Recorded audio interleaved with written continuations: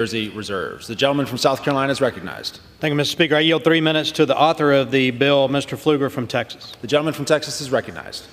Thank you, Mr. Speaker. On January 26, President Biden imposed an immediate and indefinite ban on the issuance of LNG export permits to non-FTA countries while DOE conducts a review to consider the climate impacts of natural gas.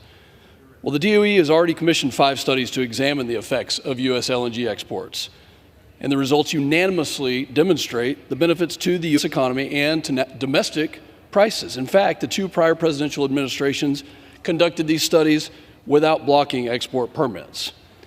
President Biden's ban on LNG is radically short-sighted when it comes to the environmental risk.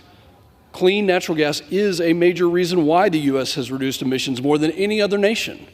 According to DOE, U.S. LNG exports are also 41% cleaner than Russian natural gas delivered to Europe. Current law requires that natural gas exports to countries with non-FTA countries are deemed in the public interest unless DOE finds exports will not be consistent with public interest. There is a very clear statutory presumption already that exports are in the public interest, and each administration has held opposition to a very high bar. I think what the administration is saying right now is the political interest.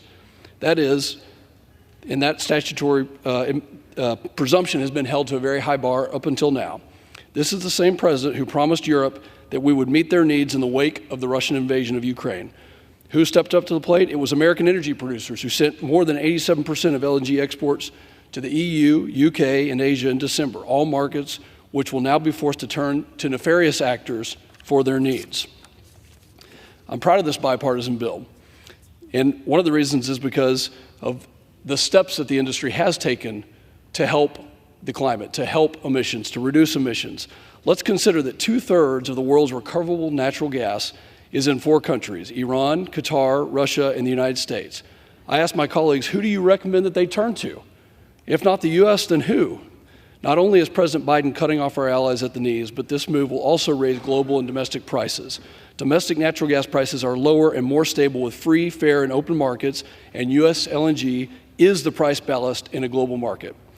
The decision to ban exports creates uncertainty and discourages investments that would otherwise create jobs and expand the supply of natural gas. Out of all of President Biden's poor energy policies, the ban on LNG exports is the most egregious, short-sighted, and impactful on the credit of U.S. commitments around the world. I'm proud to lead H.R. 7176 to immediately reverse the ban and to take politics out of LNG exports by giving FERC sole authority for LNG exports and repealing all restrictions. Mr. President, the world needs U.S. LNG.